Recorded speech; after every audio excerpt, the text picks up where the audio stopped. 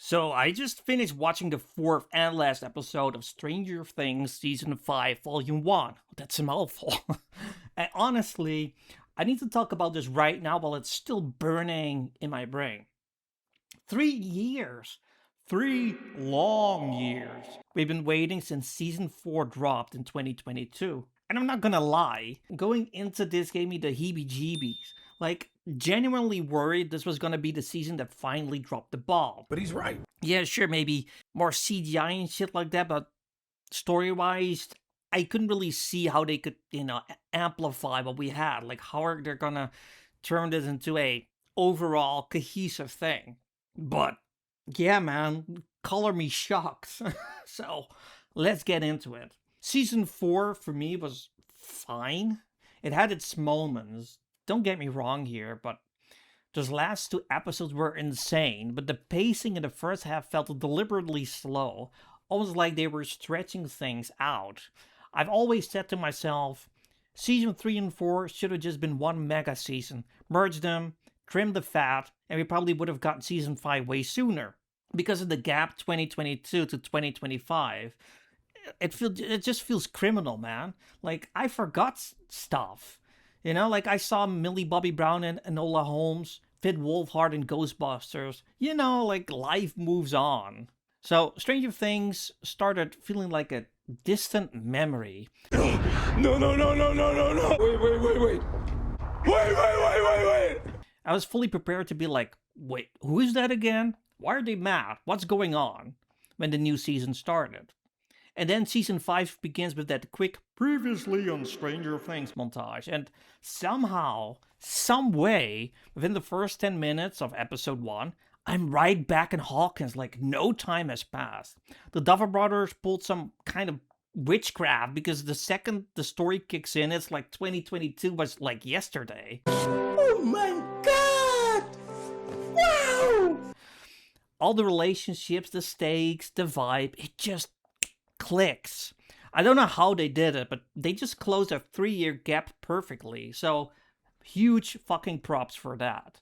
Now, let's talk pacing and story because this is where season 5, volume 1 completely shocked me. Remember where season 4 left us? Hawkins literally cracked open for a massive gaze ripped the town in half, the upside down bleeding into our world, the terrifying red sky. Max in a coma, 11 completely drained, and Vecna basically laughing in the distance like, see you soon. We all thought, okay, it's endgame time, and then, 3 years of real life waiting.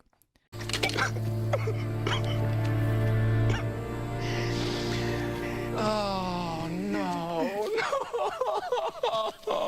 So, episode 1 really doesn't waste any time. Like, not a second. Cold open, boom, you're right back in that nightmare version of Hawkins.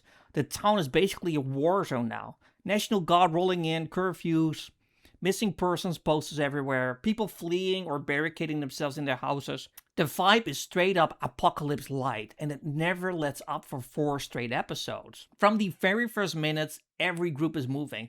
The kids in Hawkins are trying to survive day-to-day life, while the world literally crumbles around them. 11, Mike, Will, and the California crew are racing back home because they know time's running out. Hopper, Joyce, and Murray are dealing with the fallout of everything that went down in Russia, and trust me, the consequences catch up fast. And yeah, we're getting way more time actually inside the Upside Down than any previous season. Like, proper extended sequences where you're just there, walking through the creepy ash-filled mirror world, seeing how it's changed since season 4, and finally starting to understand the bigger picture of what Vecna's master plan actually is. Till it's cool, just cool. The crazy part, however, all of these storylines are firing at the same time, and the cuts between them feels urgent instead of scattered. Something huge will happen with one group, cut to another group, reacting in real time. Cut to a third group already dealing with the ripple effects. It's the closest Stranger Things has ever felt to a non-stop summer blockbuster. Every episode ends on a how do they possibly top this moment. And then the next episode immediately tops it.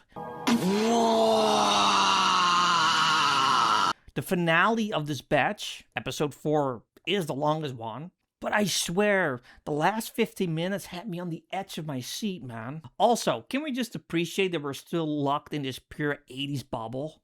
No smartphones, no social media, no one pulling out an iPhone to Google how to close an interdimensional gate. Just bikes, walkie-talkies, mixtapes, and actual face-to-face panic. I know, it sounds like a grandpa rant, but dude, like, that era looks kinda nice sometimes. The show never lost that nostalgic magic, and in 2025 it actually feels even more special.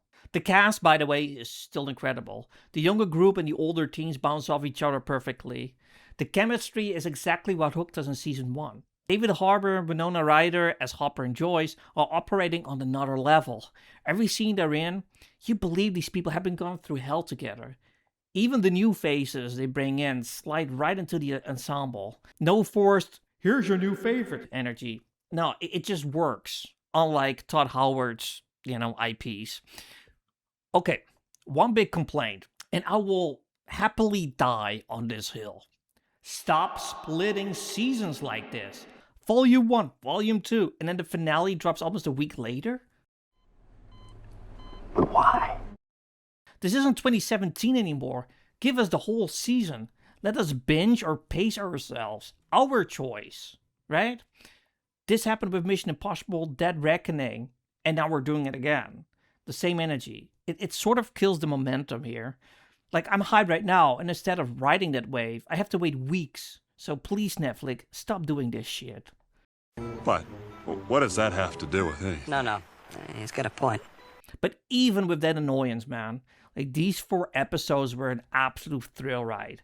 I went in expecting to be disappointed after such a long break. Instead, Stranger Things reminded me exactly why I fell in love with it back in 2016. The heart's still there, the scares are there, the nostalgia is there, the 80s. And now the endgame finally feels real. Hawkins is broken, the gates are open, and the upside is winning, and literally nobody is safe. The stakes have never felt this high. Volume 1 of Season 5 is firing on all cylinders, and I am fully, painfully back on the hype train, fortunately. So yeah, that's where I'm at. No spoilers here, just absolute excitement, and a little impatience. I gotta be honest here. So, my question to you is, what do you guys thought of Volume 1? Are you as shocked as I am that it slaps this hard? Drop your thoughts down below. Keep it spoiler free for everyone else, because I don't want to read that shit, because otherwise I will delete it. If you enjoyed the video, smash that like button. Subscribe if you're new, turn on notifications, and I will see you when Volume 2 finally drops.